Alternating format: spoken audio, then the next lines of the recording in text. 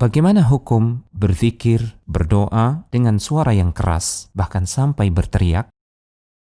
Untuk menjawab pertanyaan tersebut, kita perlu menelaah apa yang difirmankan oleh Allah Subhanahu wa taala dalam surat Al-A'raf ayat yang ke-55. Allah berfirman, "Ud'u rabbakum tadarru'an wa khufyah, innahu la yuhibbul mu'tadin." Yang artinya, berdoalah kepada Rabbmu dengan rendah hati dan suara yang lembut. Sungguh, dia tidak menyukai orang-orang yang melampaui batas.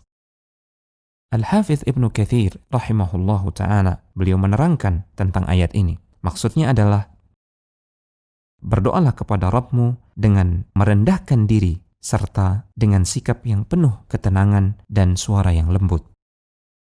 Apa yang dicontohkan oleh para nabi juga demikian. Mereka bermunajat, berzikir, dan berdoa kepada Allah dengan suara yang lirih. Mereka tidak mengeraskan suara mereka, apalagi berteriak. Disebutkan dalam surat Maryam ayat yang ke-3, Allah Subhanahu wa ta'ala berfirman tentang Zakaria, "Idh nada rabbahu nidaan khafiyya." Manakala dia, Zakaria, berdoa kepada Rabbnya dengan suara yang lirih dan lembut.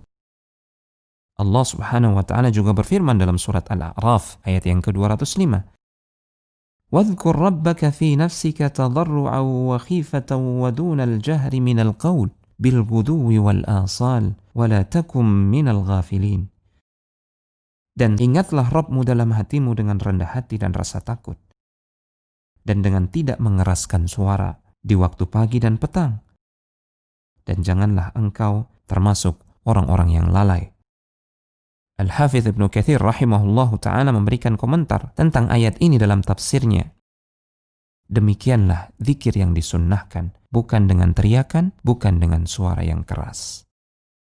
Sahabat Rasulullah SAW Abu Musa al-Asy'ari radhiyallahu ta'ala anhu mengisahkan tentang orang-orang yang mengangkat suara mereka ketika bertakbir dan berdoa. Maka Rasulullah SAW menegur mereka seraya bersabda, "Wahai kalian, kasihanilah diri-diri kalian. Sesungguhnya kalian tidak sedang berdoa kepada Rabb yang tuli dan tidak pula jauh.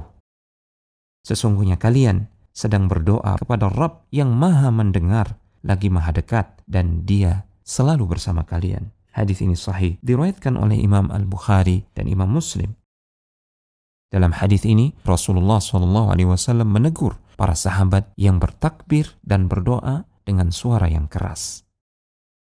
Kemudian dalam riwayat Al-Bukhari dan Muslim tentang 7 golongan yang akan diberikan naungan oleh Allah Subhanahu wa ta'ala, dengan naungannya pada hari yang kelak tidak ada naungan selain naungan dari Allah Subhanahu wa ta'ala, disebutkan salah satu golongan di antara mereka adalah seorang laki-laki yang berzikir kepada Allah Subhanahu wa ta'ala dalam keadaan sepi sendiri, lalu mengalirlah air matanya.